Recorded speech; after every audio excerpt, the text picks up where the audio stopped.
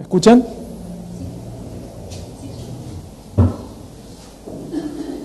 Les invito a que, buenos días a todos, en esta mañana a que abran o enciendan la palabra del Señor en 1 Pedro capítulo 5. Vamos a considerar los versos 5, 6 y 7, pero paralelamente a eso les propongo también que busquen Efesios capítulo 4 para fortalecer la introducción del sermón de hoy. Efesios capítulo 4, los primeros 4 versículos que lo hemos venido usando ya de manera pronunciada desde el año pasado.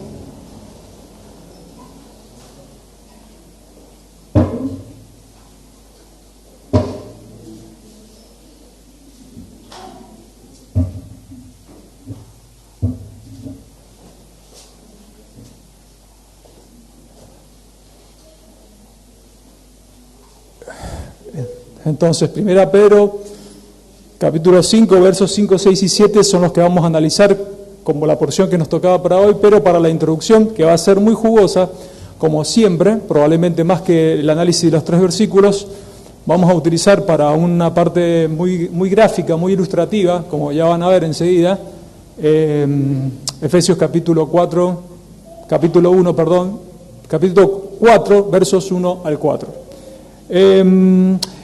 Cuando en febrero del 2024, el año pasado, el pastor Ariel me convocó de alguna forma a acompañar a Leonardo en el Ministerio de Liderazgo.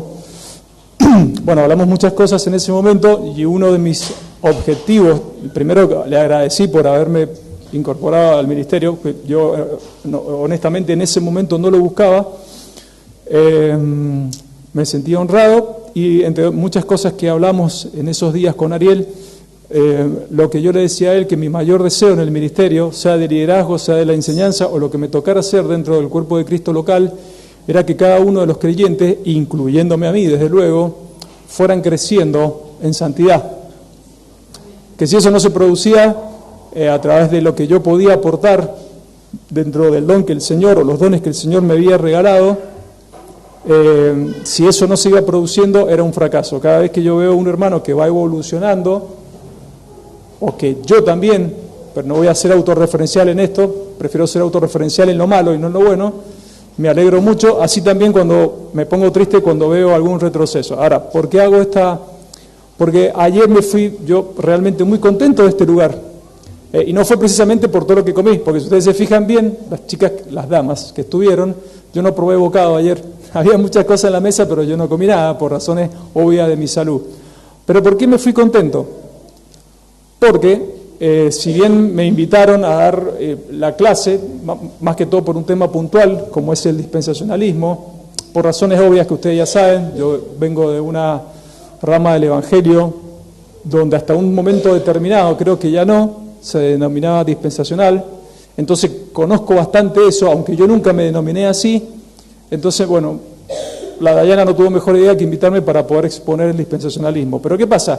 Me llevé la sorpresa que a la hora de empezar a hablar de las dispensaciones, las hermanas ya conocían cuáles eran las 7 dispensaciones. Y el libro de Sproul no nombra las dispensaciones, creo que no, habla de dispensacionalismo.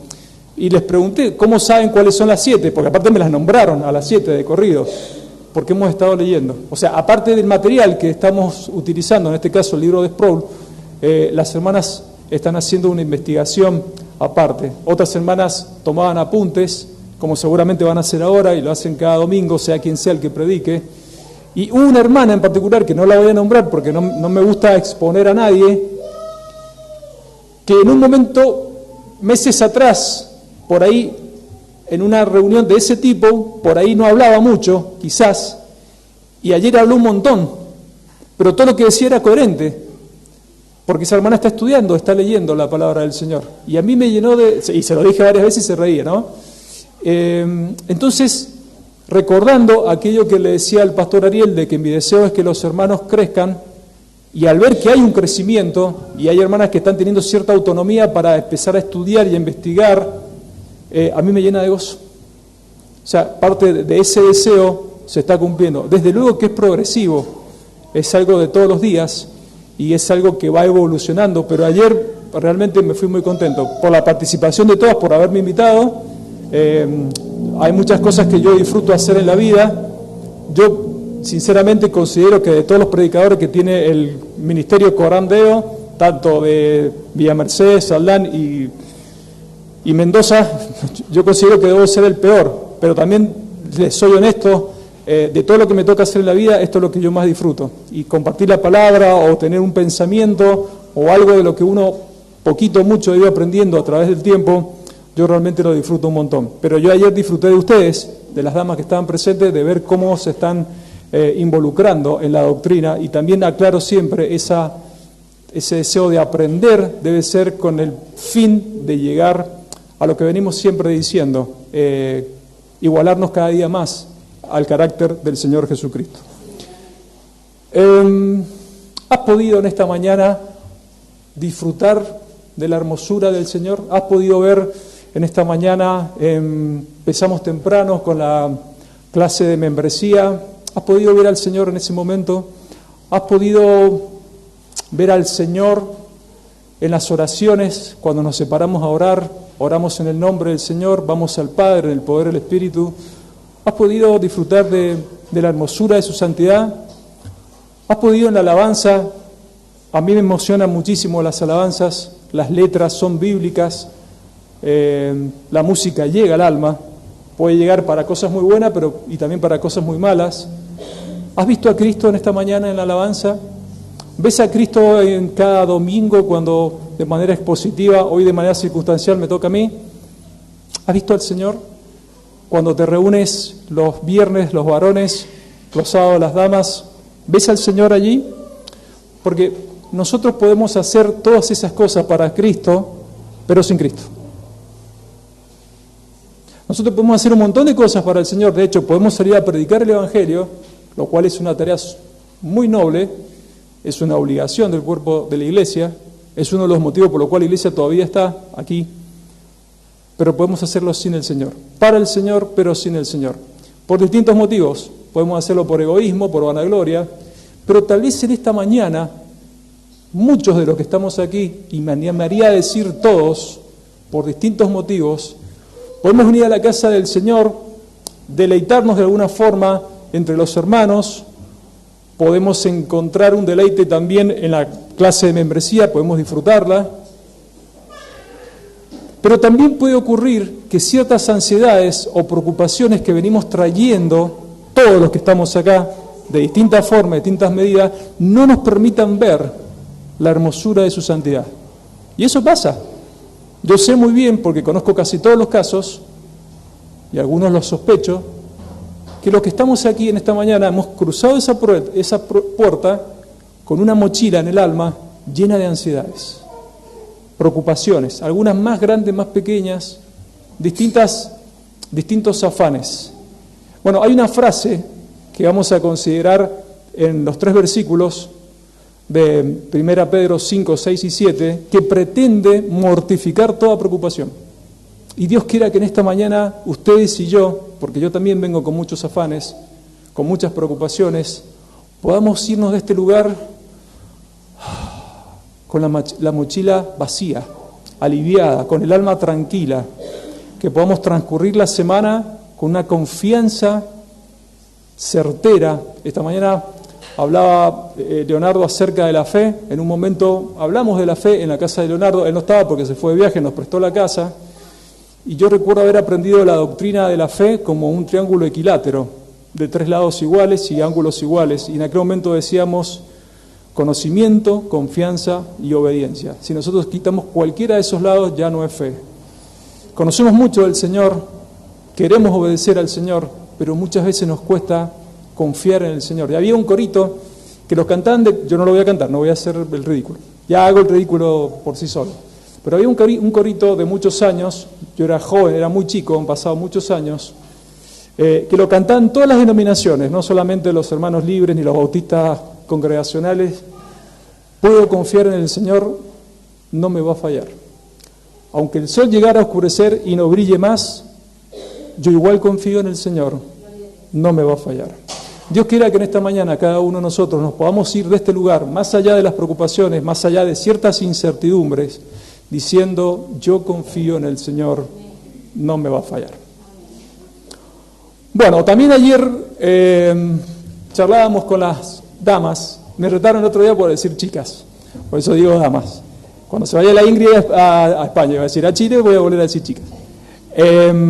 Hablábamos de lo extraordinario de las disciplinas espirituales, porque yo sé que las damas están trabajando un material de disciplinas espirituales, y si bien las disciplinas espirituales no surten un efecto inmediato, porque nuestra santificación es progresiva, es minúscula, nosotros en el tiempo vamos viendo cierta evolución, pero lo que sí es inmediato con respecto a la primer disciplina espiritual, que es la palabra del Señor, es la palabra que les gusta a ustedes siempre decir, y de la cual yo ya me acostumbré, es la palabra confrontación. Lo primero que hace la Biblia es confrontarnos como un espejo.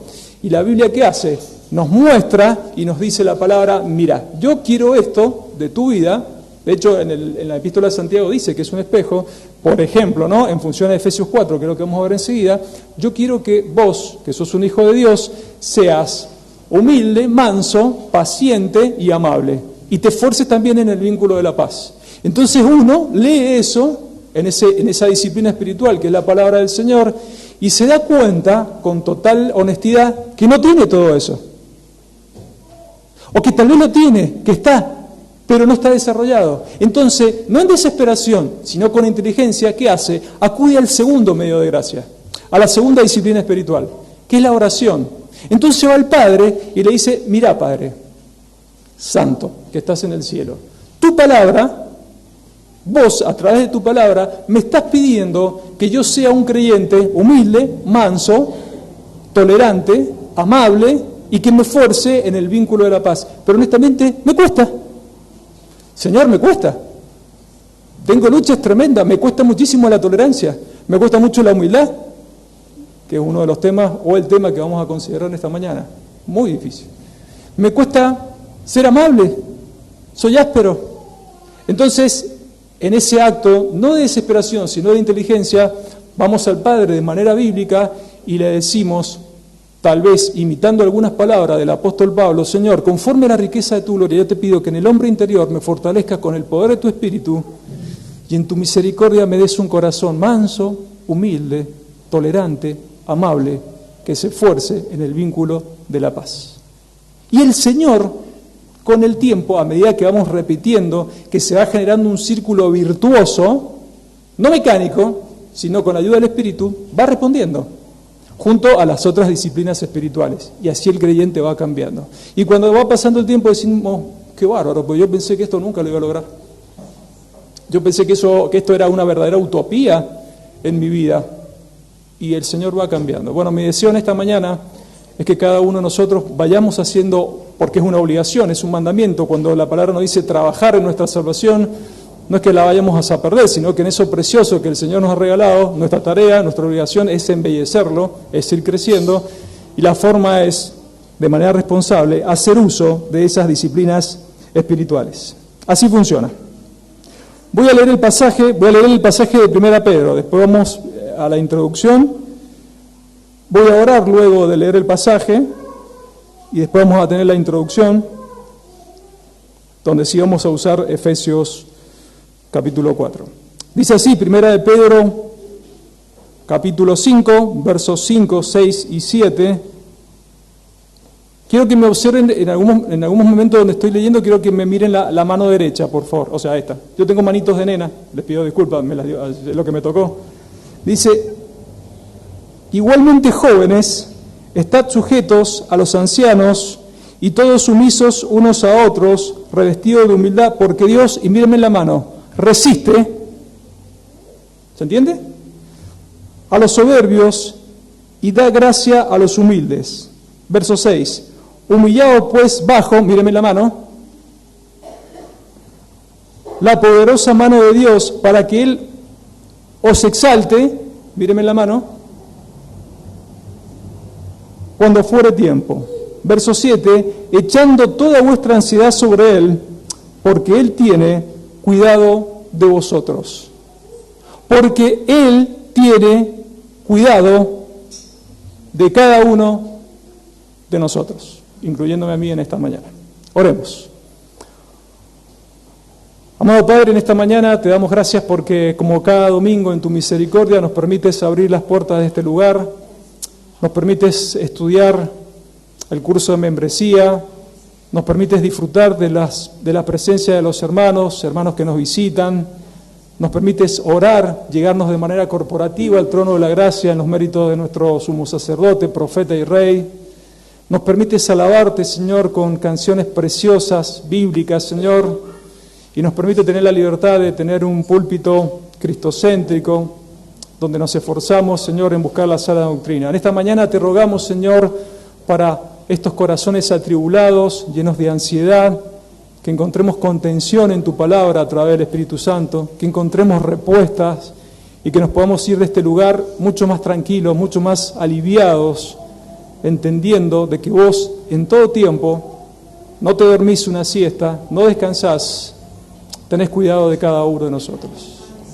Como cada domingo también te rogamos, Señor, si hay algún alma todavía en este lugar que no ha venido a Cristo, como aprendíamos esta mañana, en arrepentimiento y fe, que en el beneplácito de tu voluntad, sin ser intrusivos en tu predestinación y elección, lo llames de condenación eterna a vida eterna. Lo pedimos en los méritos preciosos y extraordinarios de nuestro Señor y Salvador Jesucristo. Amén. Cuando nosotros comenzamos un tratamiento para alguna dolencia, voy a poner algunos ejemplos que nos van a servir de herramienta, y voy a poner un ejemplo ilustrativo también que nos va a servir de herramienta para poder entender de manera expositiva los tres versos. Nosotros cuando nos dan un tratamiento o un remedio, casi tenemos la tendencia de ir y leer el prospecto de ese remedio. Creo que todos hacemos lo mismo. Entonces vamos al prospecto del remedio y leemos cuáles son los beneficios del remedio, en qué nos va a ayudar ese remedio para la dolencia que nos toca transitar, pero también vemos los efectos secundarios. Por ejemplo, yo tengo, bueno, ya saben, en este último tiempo, ya hace un año que vengo por irresponsabilidad mía y porque me toca el tema del hígado, entonces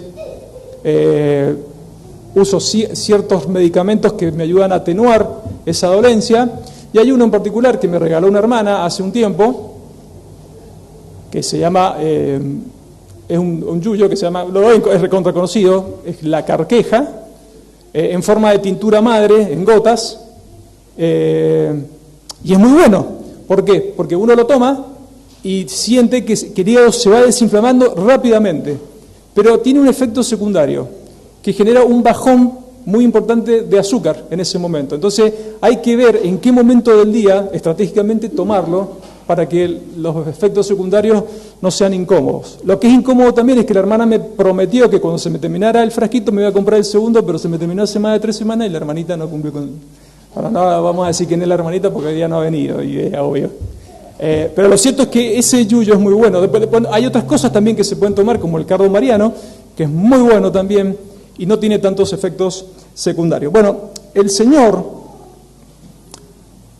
ha dispuesto para bendecirnos en distintas áreas, empezando por la espiritual, mortificación del pecado, una medicina que se llama humildad. Y es una lección sumamente importante para aprender, pero muy difícil también de aprender.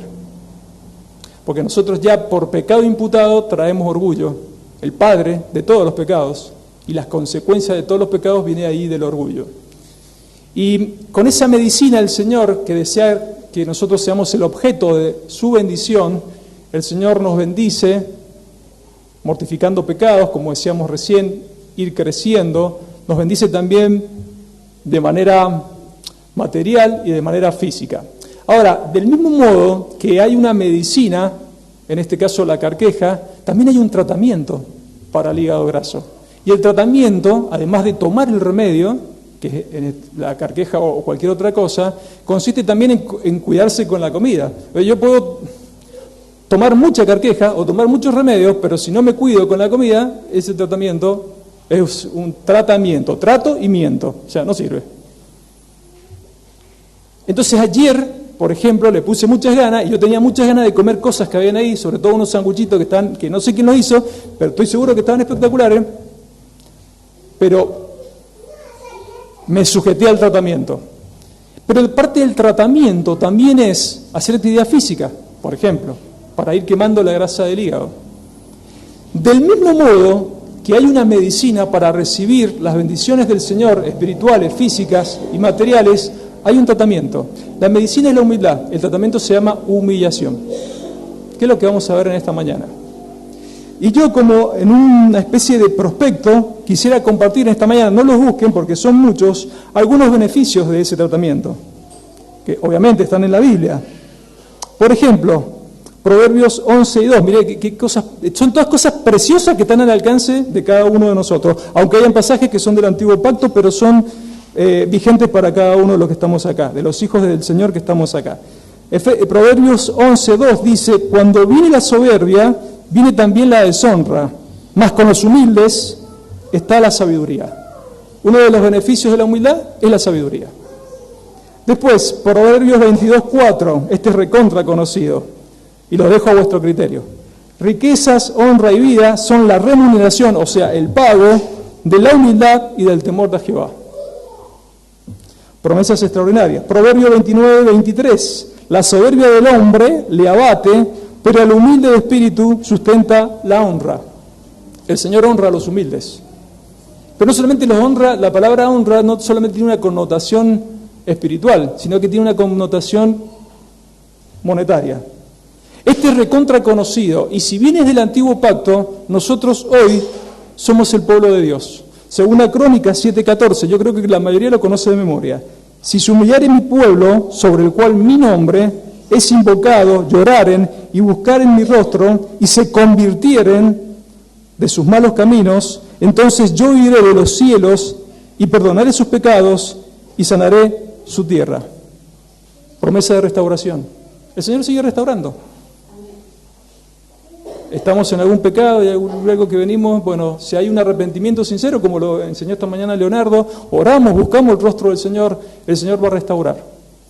Y he estado estudiando, y restaurar en el idioma original, en ese hebreo original, es que mi postrer estado va a ser mejor que el estado que yo tenía antes de caer en pecado. Miren hasta dónde llega la gracia del Señor en la restauración. Después hay otro pasaje que en el Salmo 25, voy a leer varios beneficios, 8 y 9, bueno y recto es Jehová, por tanto, Él enseñará a los pecadores el camino, encaminará a los humildes por el juicio y enseñará a los mansos su carrera. Promesa de dirección y guía divina. Miren cuántos beneficios tiene la humildad en el tratamiento de la humillación. Y con este termino, lo hemos también usado muchas veces, Mateo 11, 29, llevad mi yugo sobre vosotros y aprended de mí, que soy de corazón, y hallaréis descanso para vuestras almas. Acá hay una doble promesa, descanso para el alma, pero hay algo sumamente extraordinario, identidad con Cristo. Nos estamos identificando con el Señor.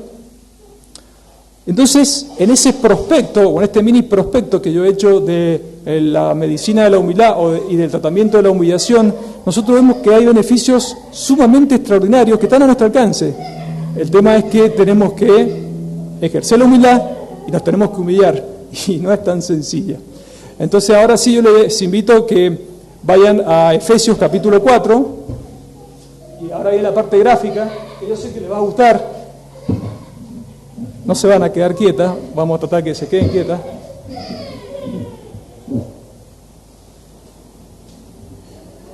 Necesito que una no se quede quieta.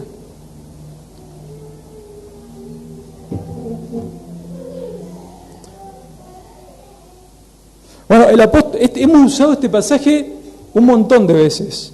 Lo hemos usado en la reunión de oración el año pasado, lo usamos en la membresía hace un par de semanas atrás, con otros envases de... No voy a nombrar la marca, aunque la debería nombrar y la marca nos debería dar un dinerito que nos vendría muy bien para comprar un local, por ejemplo.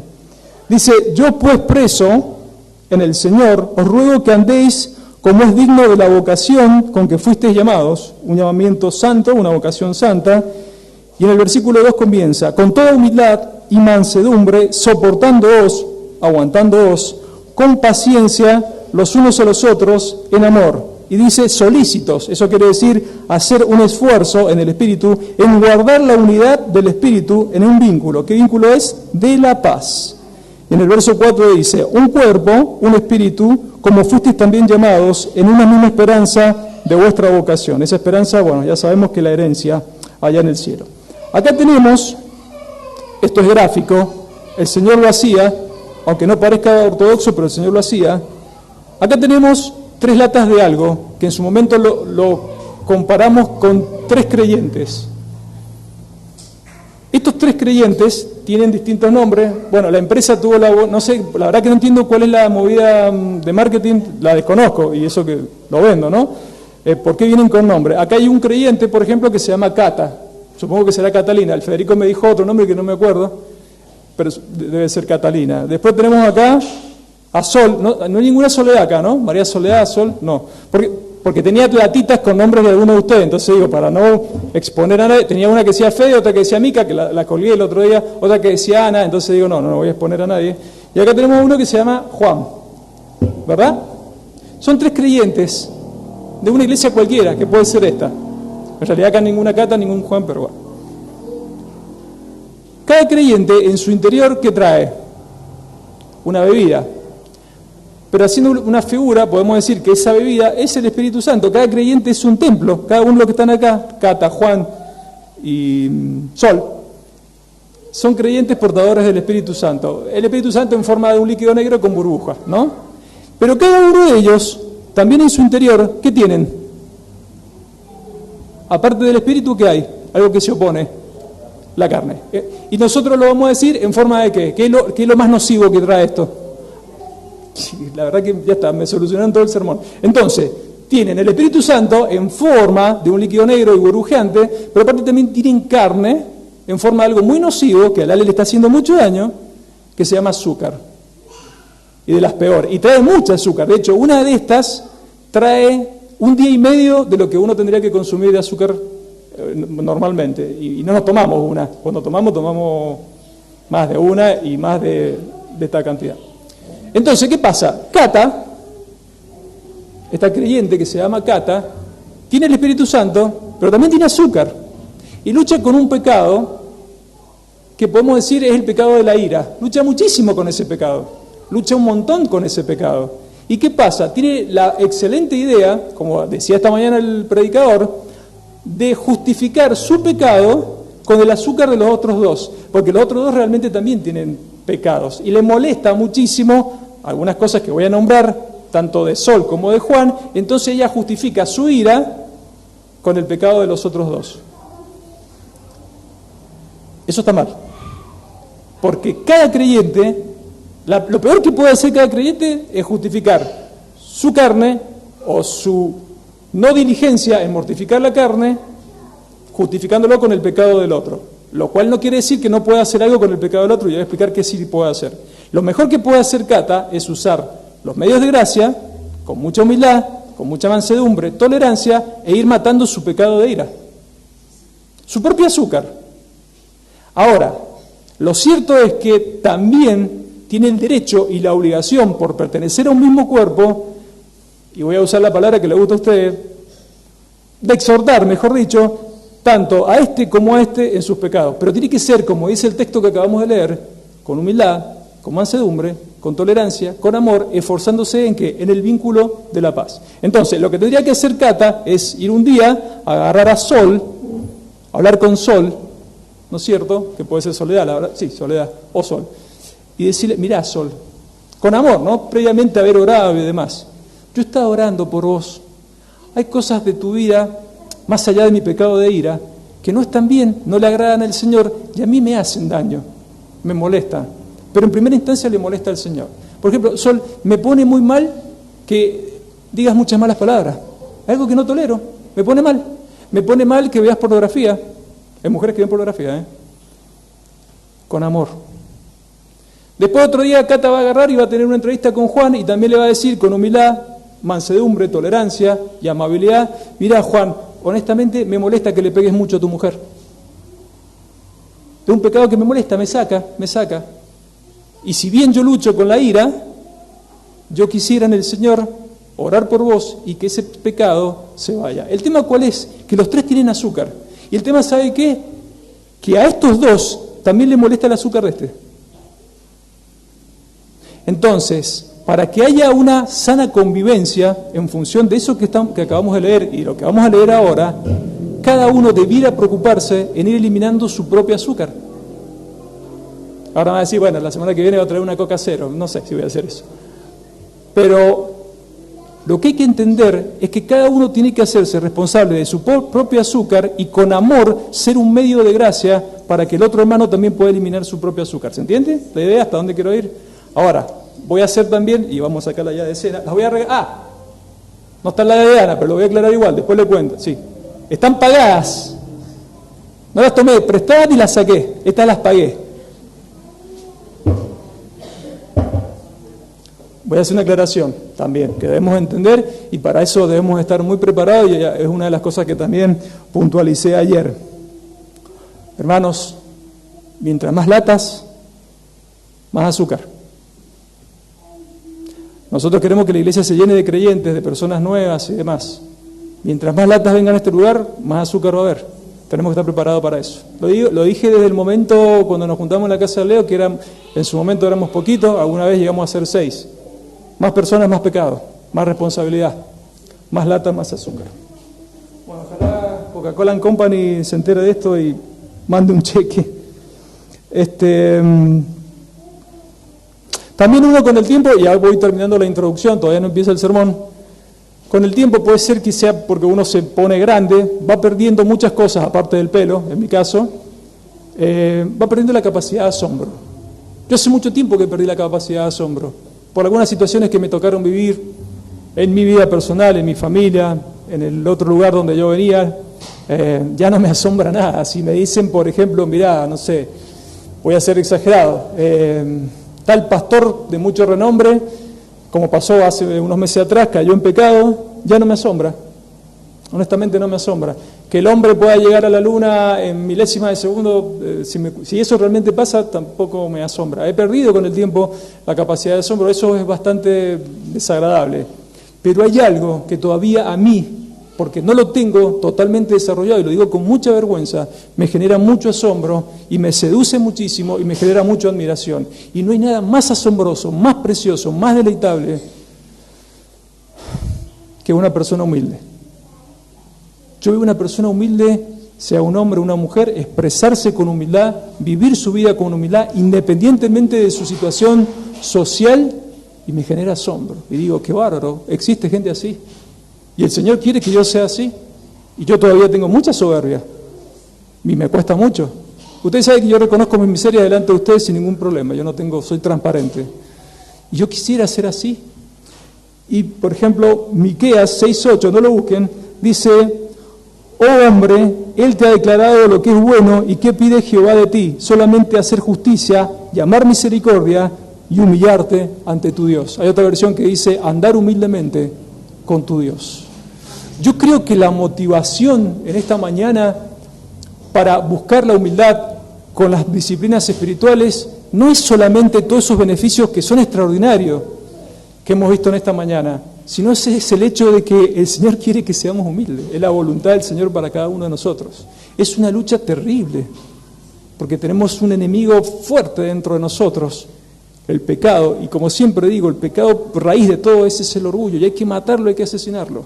Y hoy día vamos a ver algunas herramientas que el Señor quiere que utilicemos. Bueno, a través de estos 3 versos, y ahora sí pueden volver con la Biblia, sea formato impreso o formato digital, a 1 Pedro capítulo 5, versos 5, 6 y 7, lo que vamos a ver es la humildad como la llave para toda gracia. Lo segundo que vamos a ver, la humillación como el proceso hacia toda gracia. Y aquí viene mi parte favorita, la oración como un estilo de una vida de gracia. Y ya van a ver ustedes que los 3 temas están relacionados. El verso 5, recordando lo que nos enseñó Leonardo la semana pasada, comienza diciendo igualmente.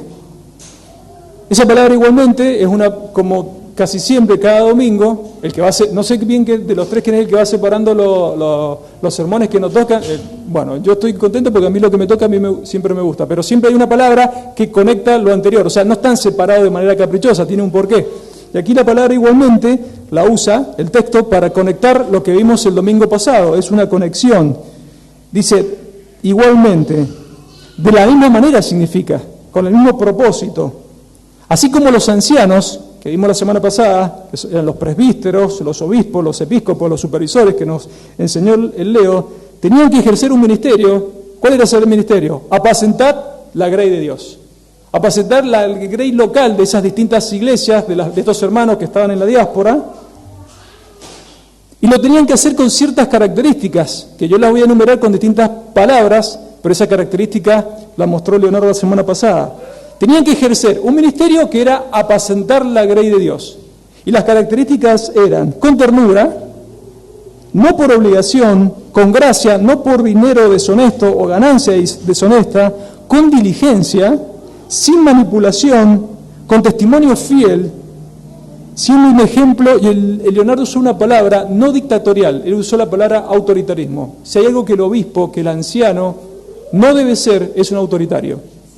Está en un nivel de autoridad que el Señor ha dispuesto, pero el apóstol dice, igualmente, del mismo modo que los ancianos tenían que ejercer un ministerio, apacentar la grey de Dios, las ovejas, con esta característica, del mismo modo, los jóvenes tienen que estar sujetos.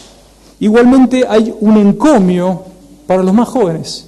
O sea, de la misma forma que los ancianos tienen un ministerio con cierta característica, los jóvenes tienen que comportarse de determinada manera. Y aquí la palabra jóvenes, y vamos a tener muchísimo de griego en esta mañana,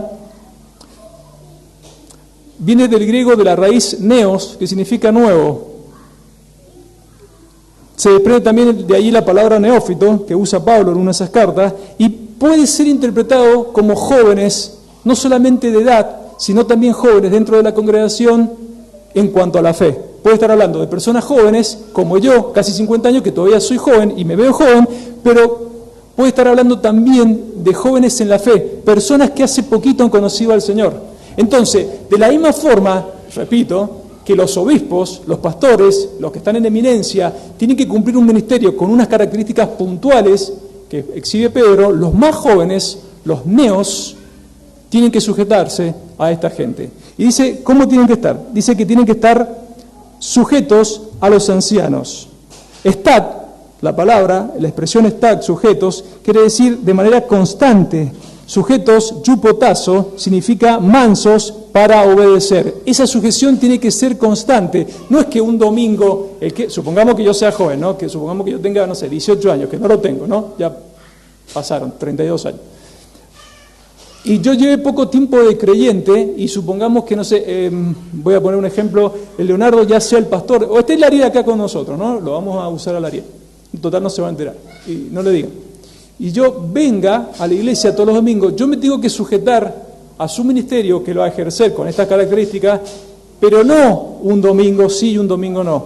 El otro domingo también, pero durante la semana también. O sea, esa sujeción tiene que ser permanente. Dice, estad sujetos.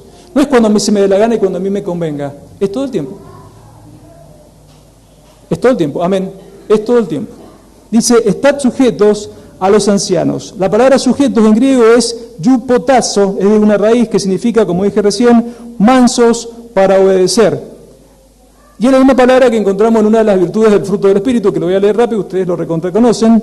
Gálatas 5, 22, 23, más el fruto del Espíritu es, y lo deberíamos decir de memoria, amor, gozo, paz, paciencia, benignidad, bondad, mansedumbre, templanza, contra tales cosas no hay ley. La palabra mansedumbre, que es la misma palabra de mansedumbre de Efesios 4, la que leímos anteriormente, en griego es prautes, ya la hemos nombrado otras veces, y significa poder bajo dominio. Es como un caballo, es literalmente eso, ¿no? Un caballo domesticado que tiene mucha fuerza, mucho brío, muy salvaje, pero que ha sido domesticado. Tiene el poder, no lo ha perdido, pero está bajo dominio.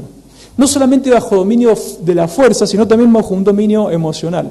Es así como se tienen que portar los jóvenes, con mansedumbre. Dominar la fuerza. ¿Por qué? Porque la juventud, como vamos a ver, tiene mucha fuerza, mucho brío. El que es joven y se lleva el mundo por delante, porque mayormente los jóvenes tienen fuerza, no tanto como los ancianos, porque también hay que entender que los ancianos en ese contexto eran personas que eran maduros en la fe, pero probablemente eran personas mayores, de 80 años para adelante, probablemente.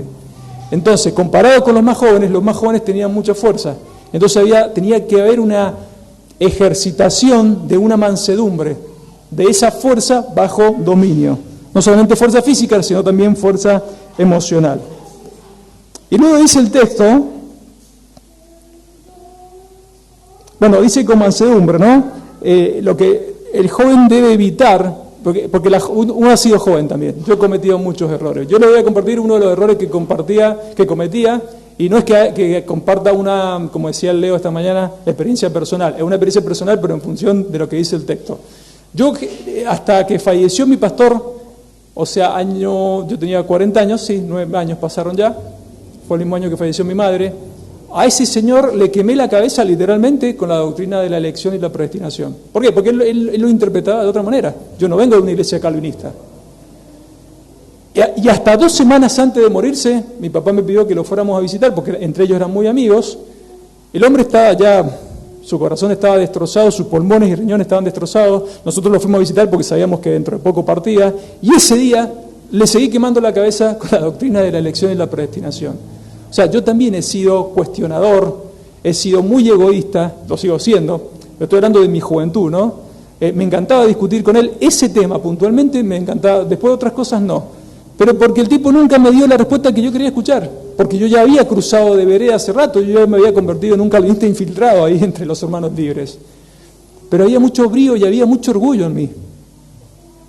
Porque hasta cierto modo yo me sentía más preparado que él para poder definir quiénes eran los elegidos de Efesios 1:4. Y él me cintureaba y hasta el último día yo al hombre lo torturé. O sea, tiene que haber llegado al cielo y al Señor lo primero que tiene que haber dicho, este pibe me quemó, gracias que me trajiste, Señor, porque la verdad que ya me cansó con el tema de la predestinación. Entonces la juventud tiene eso, tiene una fuerte inclinación al orgullo, a la autoexaltación, a la rebeldía, a la falta de respeto, al egoísmo, al cuestionamiento irrespetuoso, a tratar de imponer reglas y a no someterse a lo establecido, ya sea que uno es joven de edad o joven en la fe, neos. Luego el texto continúa diciendo, y todos sumisos. ¿Siguen el texto conmigo? Todos sumisos unos a otros. El trato del creyente con los demás creyentes, con el resto de creyentes, debe ser dócil. Nosotros debemos tratarlo con docilidad, con amor. La forma de expresar nuestros puntos de vista, de interactuar, debe evidenciar un carácter ausente de arrogancia, de soberbia. No debe haber palabras ásperas entre nosotros. Yo sé que en algún sentido esto parece una utopía, pero es lo que el Señor quiere. No debe haber sarcasmos entre nosotros. Se debe evidenciar un carácter humilde. Debemos desprendernos de un lenguaje hiriente. Aunque haya discrepancias entre nosotros, porque entre estas latas habían diferencias. Lo mismo que hice yo, lo hizo hace muchos años un maestro autodidacta que yo tenía de griego, que ya hace un año está en la presencia del Señor. Él lo hizo con naranjas, bajo otro contexto. Las naranjas los creyentes somos como naranjas que se van rozando porque hay diferencias, pero el roce en cierto sentido es sano. ¿Por qué? Porque se va cayendo la cáscara y vemos realmente qué hay en el centro de la naranja. Puede estar seca o puede estar como una esponja. Entonces los roces, las diferencias siempre van a existir. O sea, si queremos una iglesia donde no va a haber diferencia entre sus miembros, no la vamos a encontrar, ni acá, ni en ningún lugar, ni en República Dominicana, ni Iglesia de Sugel o el Pastor Núñez, que son las que a mí me gusta seguir. Pero esas discrepancias deben expresarse, se tienen que expresar. Lo peor que podemos hacer es no expresarlo, es quedarnos callados. Se tiene que expresar, pero tenemos que hacerlo con mucha humildad, con el deseo de construir, porque somos un solo cuerpo. En realidad nosotros, que además de ser un solo cuerpo, jugamos en el mismo equipo. O sea, es una contradicción que las discrepancias los lleven a la separación y no a la construcción. La diferente forma de pensar debería llevarnos a crecer aún en las diferencias. Entonces debemos desprendernos de un lenguaje hiriente, como decía recién, aun cuando existan discrepancias. ¿Y cómo se logra todo eso? Y acá el apóstol nos va a decir, revestidos de humildad. Qué difícil, ¿no? Y dice revestidos.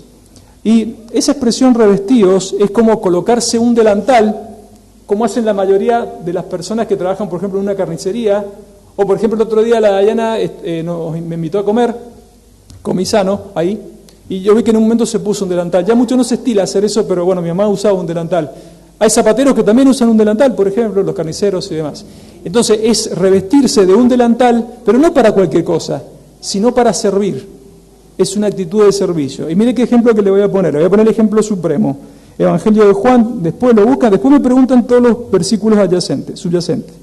Evangelio de Juan, el capítulo 13, en los versos 3, 5, 14 y 15, dice esto: sabiendo Jesús que el Padre le había dado todas las cosas en las manos y que había salido de Dios y a Dios iba, se levantó de la cena y se quitó su manto y tomando una toalla se la ciñó, se revistió. ¿Se entiende la idea? Luego puso agua en un lebrillo y comenzó a lavar los pies de los discípulos y a enjugarlos con la toalla con que estaba ceñido, el delantal. Pues si yo, el Señor y el Maestro, he lavado vuestros pies, vosotros también debéis lavaros los pies unos a otros. Porque ejemplo os he dado para que como yo he hecho, vosotros también hagáis. Servicio mutuo. ¿Le has lavado en esta semana los pies a algún hermano? En algún momento de la vida no te va a tocar solamente lavar los pies. En algún momento de la vida te va a tocar bañar a un hermano y sacarle la materia fecal, porque no se va a poder mover por algún... Te va a tocar, o te va a tocar cuidar a un hermano en el hospital. Te van a tocar cosas que vos decís, che, yo no pensé que iba a tener que llegar hasta esto. Pero yo te aseguro que te va a tocar. O te va a tocar lavarle los pies de otra manera, confrontándolo con un pecado, exhortándolo, pero con amor, con el deseo de, como digo siempre, lavarle los pies, no quemarle las patas con agua hirviendo. La cosa es lavarle los pies. ¿Se entiende cuando digo la... Bueno. Servicio mutuo. Y dice, revestidos de humildad. La palabra humildad ya también la reconocemos en griego, viene de una raíz tapeinos, de donde viene la palabra tapete, alfombra. ¿Dónde está la alfombra siempre? Hay gente que la pone en la pared, pero bueno, eso es gente adinerada. Pero, y tiene otro nombre. Pero el tapete, ¿dónde va? Va en el piso. Una mentalidad baja. Está hablando de humildes espiritualmente, no humildes económicamente. Entonces, tapeinos significa eso, de ahí viene la palabra tapete. Tapeinos, un andar mentalmente bajo, una consideración no alta de uno mismo, no soberbio, no vanaglorioso. Miren bien también lo que significa. No soberbio, no vanaglorioso, no iracundo, no afanoso. El afán y la preocupación es un síntoma de orgullo. Es un síntoma de orgullo. No cobarde. La cobardía en un siervo del Señor es síntoma de orgullo también, porque el Señor no nos ha dado un espíritu de cobardía y tenemos un Dios que nos respalda, y ya vamos a ver al final por qué. Andar es un andar dependiente todo el tiempo del Señor. Y acá hay un argumento, Pedro, que es sumamente extraordinario, porque Dios resiste a los soberbios y ¿qué hace también? Da gracia a los humildes.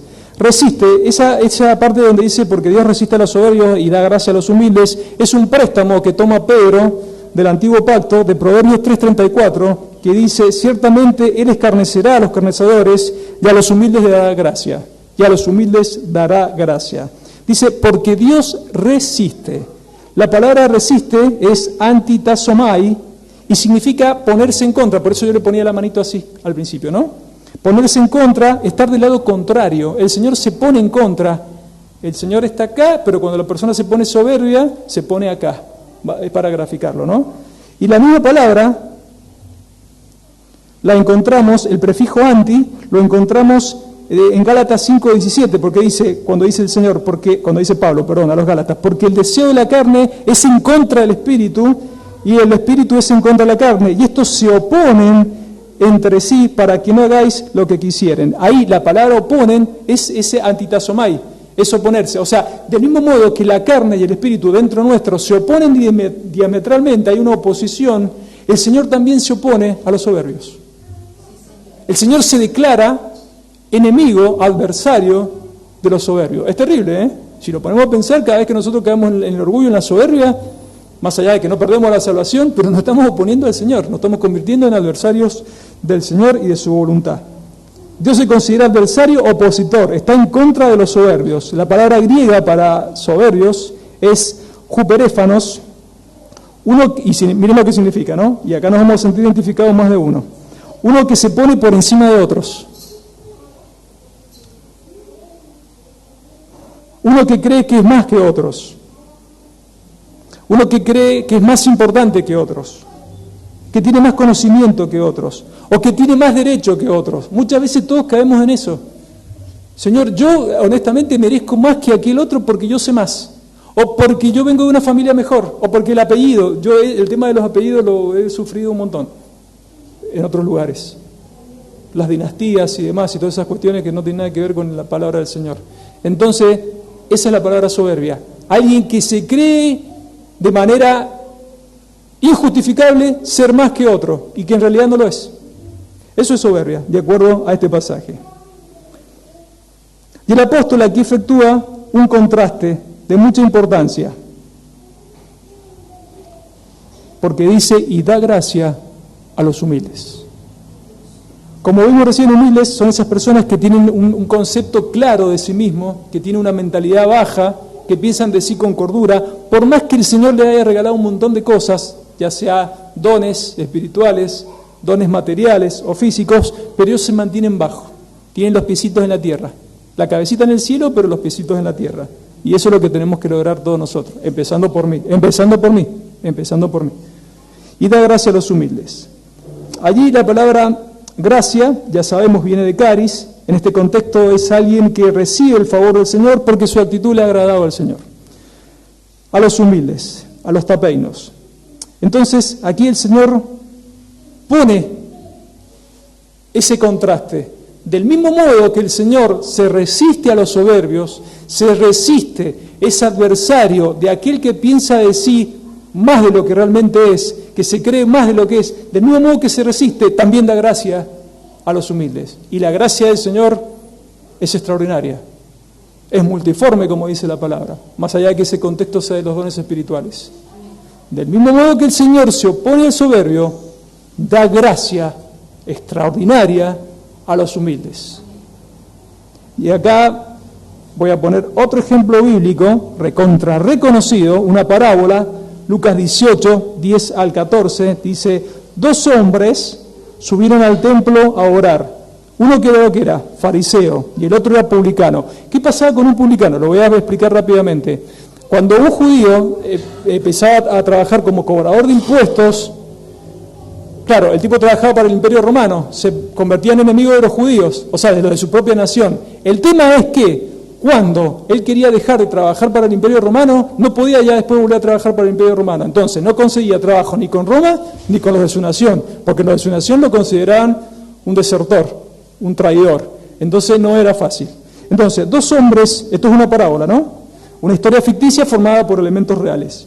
2 hombres subieron al templo a orar. Uno era fariseo y el otro publicano. El fariseo, y acá nos podemos identificar muchos de nosotros, puesto en pie, oraba consigo mismo de esta manera: a Dios, te doy gracias porque no soy como los otros hombres, ladrones, injustos, adúlteros, ni aún como este publicano. Ayuno 2 veces a la semana, doy diezmo de todo lo que gano, vengo a la reunión de los hombres todos los viernes, a la reunión de las damas todos los sábados, vengo temprano a las 8:50, oro, leo los libros de Sproul, me sé la teología sistemática de Gruden, me sé todos los padres de la iglesia, empezando por Atanasio, Agustín, todo lo que ustedes quieran, conozco a todos los puritanos, Richard Baxter, Watson, todos los que nombró, hago todo eso, Señor, pero este publicano, más el publicano, estando lejos, no quería ni aún alzar los ojos al cielo, sino que se golpeaba el pecho diciendo: Dios, sé propicio a mí, pecador. Qué diferencia, ¿no? Qué diferencia, ¿no? Dios, sé propicio a mi pecador. Y el verso 14 dice: os digo que este, o sea, el publicano, el cobrador de impuestos, el que estafaba con los impuestos de Roma, descendió a su casa como justificado, convertido. Es lo que enseñó el Federico la semana pasada, la transferencia de justicia, justificación, antes que el otro. Porque cualquiera que se enaltece será humillado, dice el texto. Y el que se humilla será enaltecido. Le otorgó el Señor al publicano la gracia del arrepentimiento. Él da gracia a los humildes. El verso 6. De la misma manera que el Señor resiste al soberbio y otorga favor al humilde, nosotros tenemos que usar lógica en ese argumento. La medicina es la mentalidad humilde y el tratamiento es la humillación. El texto en el verso 6 dice: humillaos. Nos está dando una orden, nos está dando un precepto. Humillaos. ¿Y saben qué significa humillaos? Agachar la cabeza.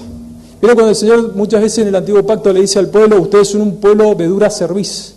tienen el cuello tan duro, ahí viene la palabra cervical, que les cuesta, son de dura cerviz, es una dura cerviz espiritual, o sea, no se quieren humillar. Y significa eso, humillarse, agachar la cabeza, agachar la voluntad, rendir la voluntad, humillarse ante el Señor, abandonar el pecado. Es lo mismo que hacía un ejército cuando se enfrentaba con otro ejército y veía que iba a perder la guerra. Entonces el general del ejército perdedor y todos los soldaditos iban delante del general del ejército ganador y se postraban con pie en tierra y agachaban la cabecita. Es exactamente lo mismo que nosotros tenemos que hacer con el Señor todos los días. Porque es un ser supremo. Nosotros somos gusanitos al lado del Señor, sin perder la dignidad humana, ¿no? Pero somos gusanitos. No somos nada nosotros. Y como decía esta mañana el Leo, y como dice el doctor Carballosa, no tenemos que sentirnos mejores por ser elegidos. Y la pregunta, como dice Carballosa, no es por qué sí unos y por qué no otros. La pregunta es por qué sí eligió lo que eligió. Porque tanto uno como otro tenemos que estar en la hoguera, quemándonos. No merecemos el cielo ninguno de nosotros. Entonces, ¿creernos más que quién? ¿Más que un arminiano? ¿Más que un testigo de Jehová? A lo mejor hay testigos de Jehová que en algún momento se convierten, probablemente hayan elegidos ahí. No merecemos el cielo. En su beneplácito, en su misericordia, el Señor nos ha elegido, pero eso no tiene que ser motivo de orgullo. Hay una sola cosa que nosotros nos podemos gloriar. En una sola cosa hay que cada creyente se puede gloriar. La cruz de Cristo. Como dice el himno, gloriaréme solamente en la cruz. Lo demás es secundario. Agachar la cabeza es lo mismo que hacía un ejército. Obviamente ese agachar la cabeza tiene que ser legítimo, no fingido, con la asistencia del Espíritu Santo. Dice, bajo la poderosa mano de Dios. Por eso yo hacía con la manito, esta de nena que tengo, esta manito de nena no me sirvió para tocar el piano, por ejemplo. Yo soy un pianista frustrado. Primero porque no me interesó mucho, era un capricho de mi padre, pero aparte no me llega a la séptima, no puedo tocar el piano. Me tocó esta mano, hay muchas cosas que no puedo hacer. Un montón de cosas que no puedo hacer. Entonces, bajo la poderosa mano de Dios, este antropomorfismo, es un antropomorfismo, expresa la omnipotencia del Señor para otorgarnos cualquier favor, de gracia, de su propia gracia, en cualquier momento dentro del criterio de su soberana voluntad. Entonces tenemos que ser conscientes de nuestra fragilidad y entender que somos gusanitos y que la mano del Señor es muy poderosa, es omnipotente el Señor, y Él puede humillarnos, pero también puede enaltecernos. Pero nos va a humillar. De hecho, ¿saben qué, hermanos? Tenemos que ser completamente honestos. Cada uno de los que estamos acá, el Señor nos está humillando. El Señor está humillando a Corán de Mendoza. Seamos francos. Miremos cada una de las situaciones nuestras sin mirar a los costados. Miremos el azúcar de cada uno. Miremos la lata interna. Miremos la burbuja interna. El Señor está humillando a esta congregación. Con varios motivos. Ayer lo compartía con una hermana. De limpieza. Está limpiando escorias en cada uno de nosotros, principalmente yo. Si ustedes quieren, me pongo yo como el peor de todos los pecadores de esta congregación. Nos está limpiando, nos está humillando. Pero parte de esa humillación es porque nos está preparando para otras cosas también. Porque probablemente todavía nosotros no estemos preparados para otras cosas preciosas que el Señor quiere hacer con este ministerio, acá en Mendoza. Como en las otras iglesias no conozco a los hermanos todavía. Bajo la poderosa mano de Dios. No tenemos que considerarnos más importantes que nadie, tenemos que considerar al Señor absoluto, y dice, para que Él, o sea Dios, los exalte cuando fuere tiempo. La palabra griega para se exalte es yupso, que también viene de una raíz de la palabra saltar, que es elevar con dignidad. ¿El Señor qué hizo? El Señor humilla al hombre, el hombre cae en pecado, en el Edén, como veíamos ayer y como hemos visto durante este tiempo, pero el Señor también, cuando el hombre se arrepiente, como vimos esta mañana, empieza a restaurar su imagen del hombre y lo empieza a elevar a un estado de dignidad.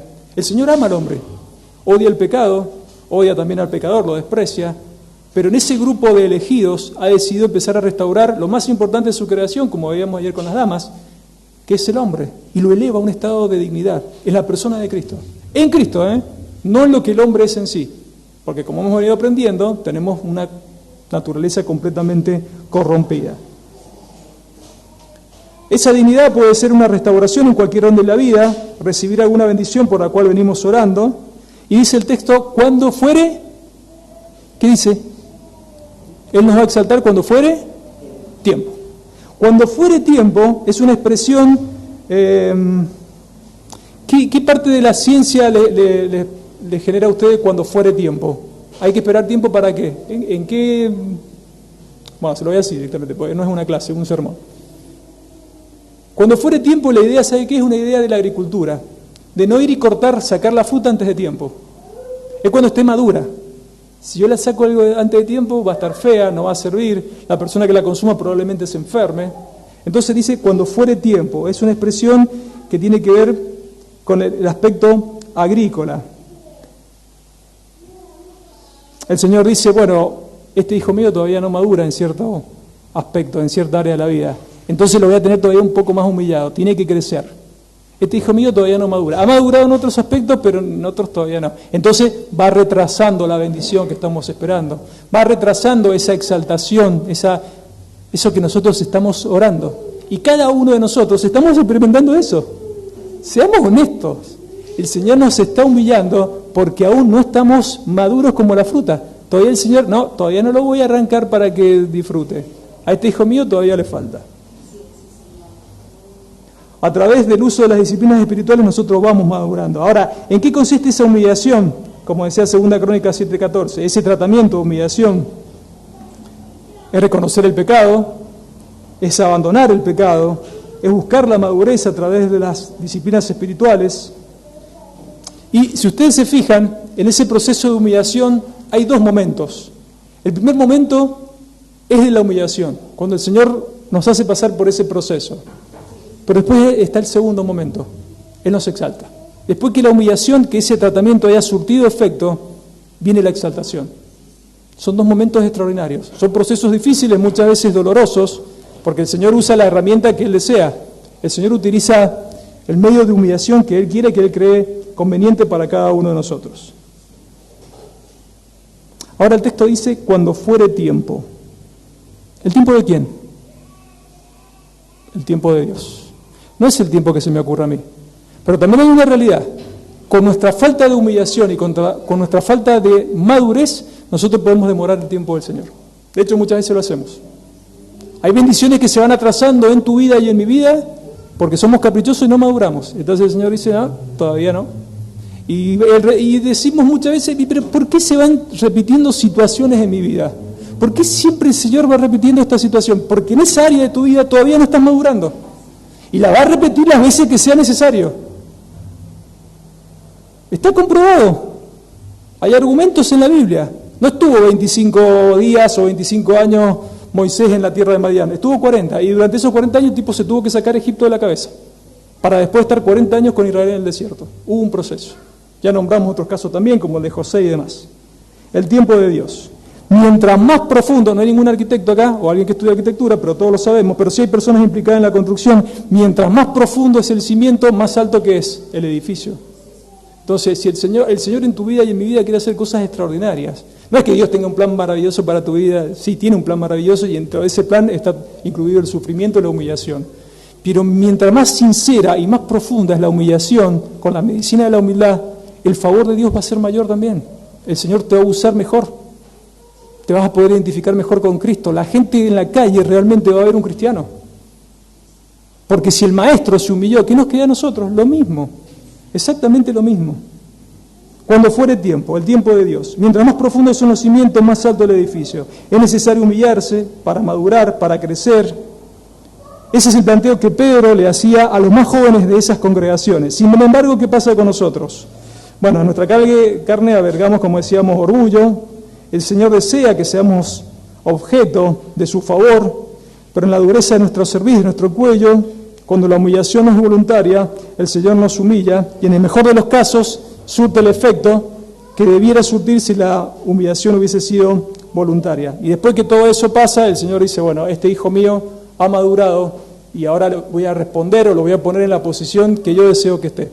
Pero primero hay que pasar por un momento de mucha humillación. Hay un ejemplo. El Salmo 119, esta mañana un hermano compartía conmigo el Salmo 119, pero compartió otra porción, los versos 69 al 71 dice, el salmista, contra mí forjaron mentira los soberbios, mas yo guardaré de todo corazón tus mandamientos. El verso 70 dice, se engrosó el corazón de ellos como cebo, mas yo en tu ley me he regocijado. Y el verso 71 dice, bueno me es haber sido humillado. ¿Para qué?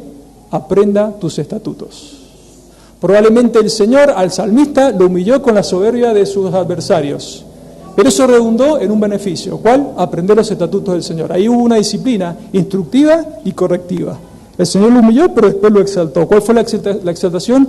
Aprender los estatutos del Señor. Aprender significa no solamente conocerlos, sino practicarlos. Ahora la pregunta es, ¿qué es mejor? ¿Humillarnos voluntariamente o que nos humille el Señor? ¿Qué es mejor? Bueno, verso 7. Dijimos, la medicina es la humildad y el tratamiento es la humillación. Y ese tratamiento se transita bajo la poderosa mano de Dios, se efectúa en la cámara de la oración. En la cámara de la oración. Dice, echando toda vuestra ansiedad. Mi pregunta es, ¿echar un poquito de ansiedad? ¿Alguna ansiedad? ¿Un cuarto de ansiedad? ¿Qué dice el texto? Toda ansiedad. Si yo me guardo alguna ansiedad, estoy pecando. Muchas veces nosotros decimos, bueno, ya por esto tanto no voy a orar porque medio como que ya lo tengo superado. Y después el Señor nos humilla y vemos que no lo teníamos tan superado. No tenemos que guardar nada en la mochila del corazón. Dice, echando toda vuestra ansiedad. Y aquí Pedro vuelve a tomar prestado un pasaje del Antiguo Testamento, Salmo 55, 22, dice, echa sobre Jehová tu carga y Él te sustentará, no dejará para siempre caído el justo. Echando, dice, toda vuestra ansiedad. Esa expresión echando, ¿sabe qué significa? Vengo hablando de la mochila desde que empecé el sermón. Es, gráficamente, uno lleva una mochila, ¿no es cierto? Una mochila que no se ve, que es imaginaria, con una carga muy grande en la mochila. Y esa carga muy grande puede representar que el laburo no te va bien, que los clientes se te caen, que en tu casa las cosas no funcionan bien porque se te rompe el baño, la cocina, porque se te rompe el auto, porque la nena se te enfermó el viernes y hoy no puede estar acá. Y se van generando muchas, y la piedra se va haciendo cada vez más grande, ¿no? En la mochila. Y vas caminando por la vida con esa mochila muy pesada, muy pesada. Pero el Señor te dice, echando toda vuestra ansiedad. ¿Qué es lo que es eso literalmente? Es sacar esa piedra grandota de la mochila, ponerla en el piso y hacerla rodar. Eso significa en el idioma original. Haciéndola rodar. ¿A dónde? A la presencia del Señor. Echando toda vuestra ansiedad sobre Él. Y dice toda ansiedad. No debemos guardarnos absolutamente nada en la mochila. Guardarse algo en la mochila y no traerlo en la oración es pecado. La ansiedad, la palabra griega es merima, significa preocupación, significa distracción, significa una mente dividida. Una mente dividida. Cuando estamos con el tema de la ansiedad o afanes por cualquier momento, es un gasto de energía tremendo. Porque yo tengo afanes, en este momento a lo mejor yo estoy compartiendo la palabra con ustedes, pero estoy pensando en cómo voy a solucionar el hígado brazo. O el Leonardo está manejando y está pensando cómo hacer la Sofi para que se le vaya la fiebre.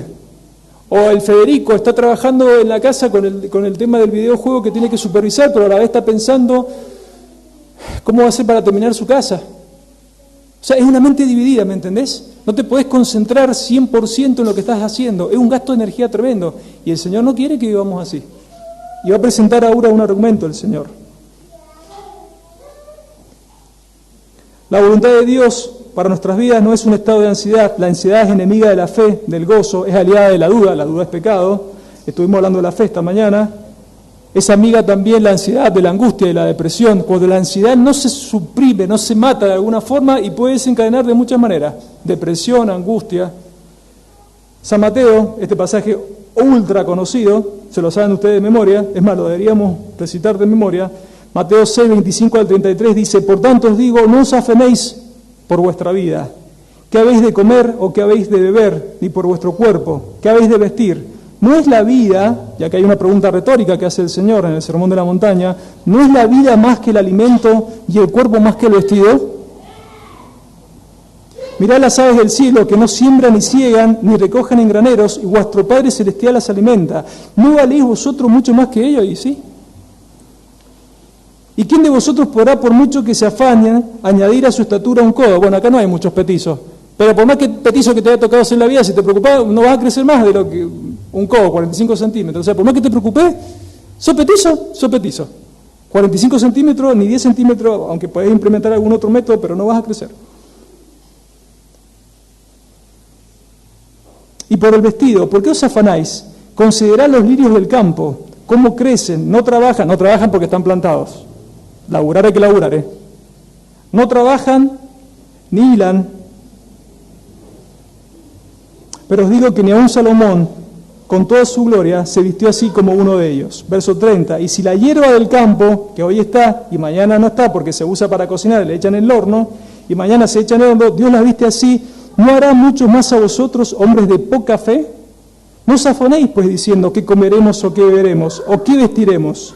Porque los gentiles buscan todas estas cosas, pero vuestro Padre Celestial sabe que tenéis necesidad de todas estas cosas. Y el verso 33, que conocemos de memoria, mas buscad primeramente el reino de Dios y su justicia, y todas estas cosas serán añadidas. Me encanta lo que dice Martín Lutero con respecto al versículo 33. Todas estas cosas, Lutero dice en su comentario, que son todas las cosas necesarias, que no solamente está hablando de la comida y demás, todas las cosas físicas que yo necesito y también la compañía y demás para este peregrinaje hasta el cielo.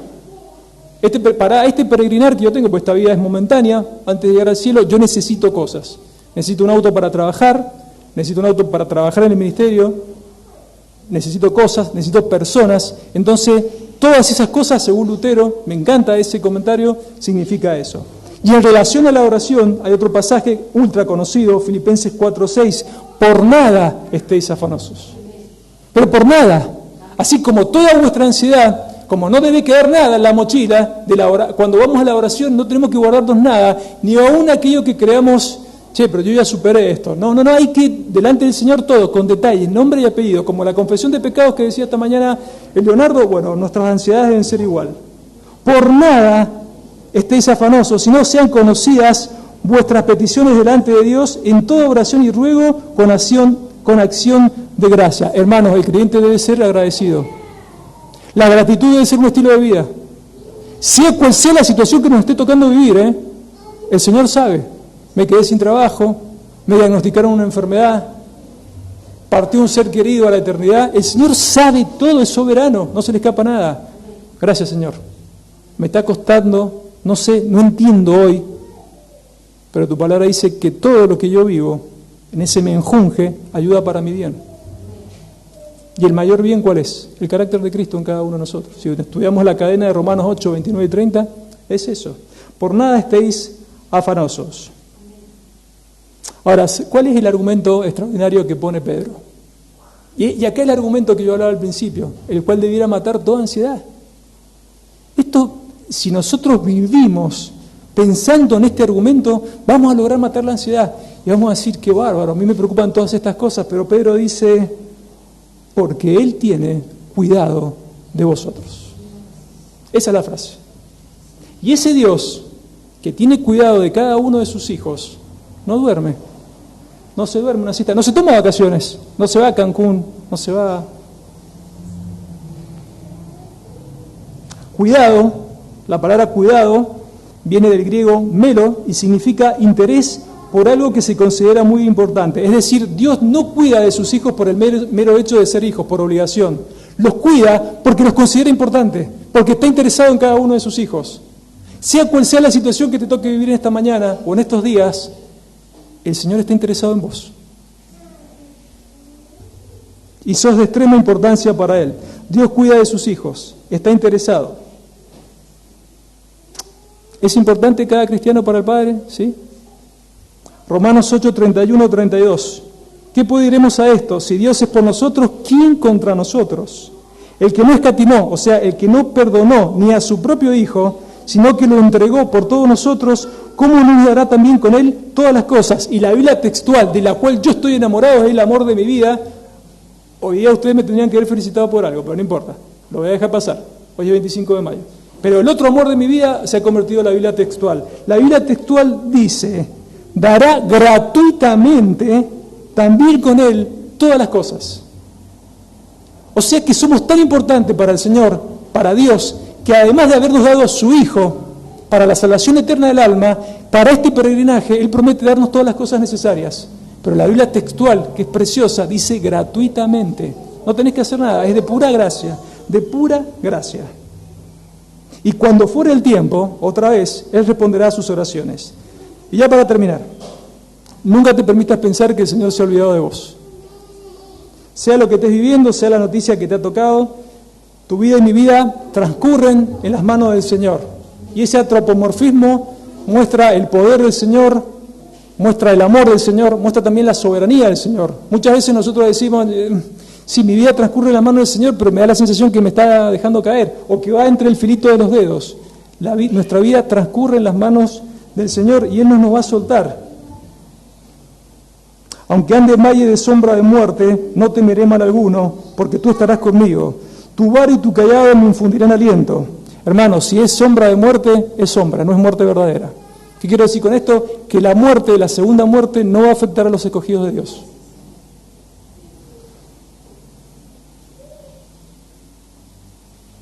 Luego de las aflicciones que nos humillan y luego de una respuesta correcta a esas humillaciones, el Señor nos eleva. Cuando fuere tiempo, ese mismo Dios te va a exaltar con la respuesta a tus plegarias. Hay que pasar un momento de humillación, hay que incorporar la humildad como un estilo de vida, hay que pedir al Señor que nos convierta en personas humildes, tenemos que humillarnos de manera voluntaria, tenemos que ser personas de oración. En lo particular yo estoy muy contento en la que la oración respecta, porque este año estamos mucho más ordenados y sistemáticos en cuanto a la oración, y el Señor va a empezar a responder. Cuando el otro día subieron la foto de la Guada, honestamente yo me emocioné. ¿Será que me estoy poniendo grande? Y me quiebro más seguido que antes.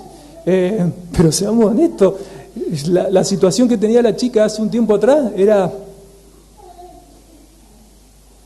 Nosotros seguimos orando, y vi la foto y dije, qué bárbaro, el Señor contesta las oraciones. Hermanos, nosotros no luchemos en nuestro interior, será tu voluntad, no será tu voluntad. Oremos hasta el final. Pidamos al Señor que nos convierta en personas humildes, con la riqueza de su gloria. Conforme a tu riqueza, Señor, convertirme en hombre humilde. El Señor va a responder esa oración. ¿Por qué? Porque su voluntad es que seamos humildes. Estamos pidiendo algo que es acorde a su voluntad. Ayúdame, Señor, a vivir humildemente contigo, a humillarme. Ya para terminar, ¿te cuesta desarrollar la virtud de la humildad? A mí me cuesta horrores. ¿Te cuesta humillarte y reconocer pecados en tu vida? ¿Te cuesta mortificar algún pecado? ¿Te cuesta entender que nada puedes hacer separado del Señor, por más que te sientas preparado? ¿Te cuesta reconocer que no eres mejor que nadie? ¿Te cuesta asumir que aunque te sientas preparado para una tarea, siempre debes depender del Señor? Separado de mí, nada podéis hacer, dice el Señor. ¿Hay algo en tu vida en esta mañana que te genera ansiedad? Yo creo que sí. ¿Vives ansioso no solo por tus problemas, sino por querer demostrar que eres mejor que los demás, que el resto? Bueno, hay una solución. Trabarse de la mano del Señor en oración, como hizo Jacob ben Peniel. ¿Qué le dijo Jacob ben Peniel en ese lugar? Era un momento de desesperación porque venía su hermano con 400 hombres y lo iban a destrozar a él y a toda su familia. Y en ese ángel de Jehová, que es el Cristo preencarnado, Jacob en esa lucha de oración se traba del ángel y le dice, no te voy a soltar hasta que me bendigas. Cada uno de nosotros debiera cada día, en la cámara de la oración, en nuestro Peniel, sin alegorizar el texto que tenemos en casa, trabarnos de la mano del Señor y decirle, Señor, no te voy a dejar hasta que me conviertas en un hombre humilde. No te voy a dejar hasta que mi estilo de vida sea un estilo de humillación. No te voy a soltar hasta que yo sea un hombre de oración. Y el Señor va a responder. El Señor va a responder, que tu pieza sea tu Peniel. Trabate de la mano del Señor, arrepentite, humillate, autoexaminate, como el Salmo 139, mostrame, Señor, qué es lo que hay en mí que me está separando del carácter de Cristo, qué es lo que hay en mí que no me está permitiendo recibir esa bendición legítima por la cual hace tiempo vengo orando, qué es lo que hay en mi corazón, Señor, sacalo, estirpalo, humillame, pero ayúdame a aprender que esa humillación, que ese proceso cumpla el primer y el segundo tiempo. ¿Y saben qué? La fórmula de la humildad, la humillación y la oración es tremenda. Nadie sale perdiendo con esa fórmula. Dios quiera el Señor que en esta mañana entendamos que Él tiene cuidado de vosotros, de cada uno de nosotros, todo el tiempo está pensando. Y Dios quiera que nos convierta, empezando por mí, en creyentes humildes y teniendo un estilo de vida de humillación. Y cuando nos hemos equivocado, ir y pedir perdón al Señor, después a la persona que hemos agraviado, y permanecer siempre en la oración dependiente de Él. La oración tiene mucho poder, pero hay que matar el pecado, hay que sacar todo lo que obstaculiza mi comunicación con el Señor. Oremos. Amado Padre, gracias te damos en esta mañana, como decimos siempre, por la libertad que nos das de abrir tu palabra, de exponer el texto. Te damos gracias porque tu palabra nos exhorta, nos confronta, nos muestra cuál es nuestro pecado, nos muestra aquello que nos separa de vos, aquello que lastima tu corazón, aquello que nos hace daño. Y nosotros venimos, Señor, con las disciplinas espirituales y te rogamos, Señor, a cada uno de nosotros, convertirnos en cristianos humildes, Señor. Que la congregación de Corán de Mendoza se identifique por ser una congregación humilde, mansa, tolerante, amable, que se esfuerce en el vínculo de la paz. Lastimá, Señor, lo que tengas que lastimar y curá lo que tenga que curar en cada uno de nuestros corazones. Ayúdanos a enamorarnos de la humildad. Ayúdanos a encontrar la seducción en la humildad y mansedumbre de nuestro Señor Jesucristo. A contemplarlo cada día y decir, yo quiero ser así como el Señor. Yo quiero ser como mi Maestro, quiero ser un hombre humilde y manso de corazón. Y que la gente vea eso distinto en cada uno de nosotros. Que cada gente, cada persona que nos ve pueda decir, sin lugar a dudas, está caminando humildemente con su Dios. Dejamos todos en tus manos, en los méritos preciosos y extraordinarios del Señor y Salvador Jesús. Amén. Que el Señor bendiga su palabra.